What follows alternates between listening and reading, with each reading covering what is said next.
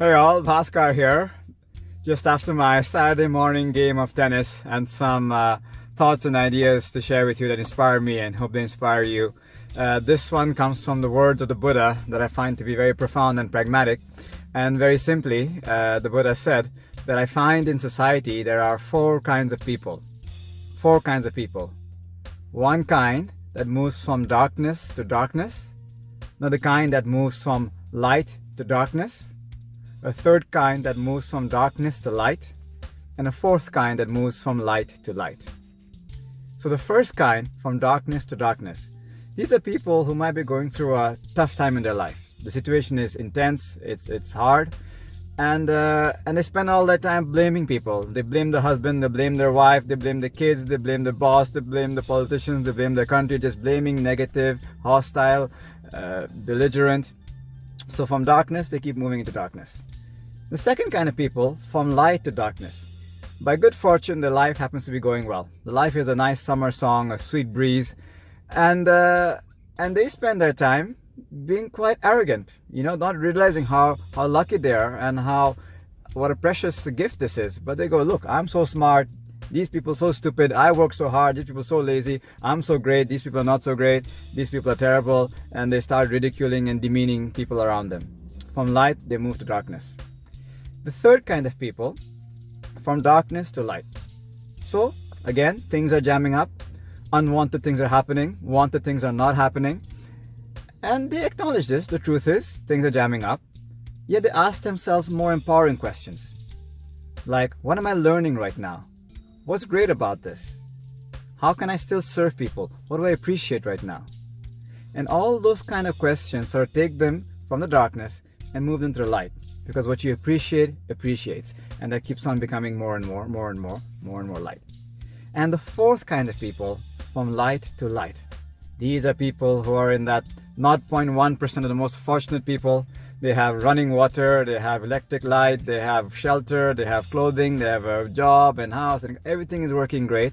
And they realize, I'm very lucky. This is a very fortunate position to be in. How can I make best use of this fortunate position? How can I appreciate most? And how can I use this position to inspire and be of benefit to others? They move from light to light. And I guess the way to play the game, the pragmatic aspect of this, is to really be in the second two quadrants.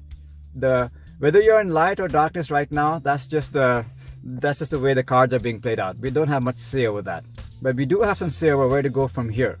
From here, good, and getting better, and getting better. So spending as much time as possible in the latter two quadrants, from darkness to light or from light to light, and also in the company we keep. So important to keep uplifting company that belong in the second two quadrants, company of people who are moving towards the light.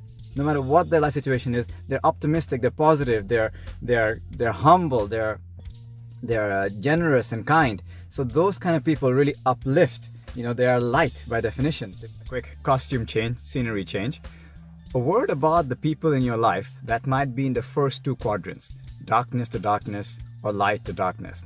I find this a great opportunity to practice what I call the four immeasurables, which are metta, which means loving kindness, karuna, which means compassion, mudita, which means sympathetic joy, and upekkha, which means equanimity. So the first one, loving kindness, would just be to see them as a friend. I'm your friend, I only wish you well, I mean you no harm. And compassion is to really connect. I see what you're going through, I feel what you're going through. Sympathetic joy is to take delight in their success, to be happy for their happiness. Any small step they take towards the light, to really celebrate that and to really encourage that. And finally, upekkha, equanimity, is just to give them the space to grow. That your state of mind is not disturbed by theirs, so they are allowed to find out for themselves. Some people are just not ready. It's just not the right time. I found in my experience they're just holding on very tightly maybe to the darkness for whatever reason, some blind belief or blind reactive pattern or some payoff of some sort. So to give them that space to figure it out. So I hope those four kinds of people analogy and the four qualities of a beautiful mind allows you and me and all of us to keep on moving from light to light. Much love. Hey, Bhaskar again. Heads up on what awaits for us just around the corner in 2018. On the 1st weekend of February 1st to February 3rd, I am delighted to co-facilitate a retreat with my dear friend and awesome human being, Cheryl Besner, who is a relationship expert and the host of the hit radio show CJ80's Solo in the City. So this is the relationship retreat. Relationship from the most intimate kind with our closest ones, friends, family members, colleagues, society, humanity, all that's in nature. And of course, the most intimate one is the relationship that we have with ourselves. So it's a deep exploration onto this beautiful theme in the most gorgeous setting of La Couvent in Valmorin, the Laurentian Mountains. So the link is on this video. Please check it out. And if it engages you, register early because space is limited.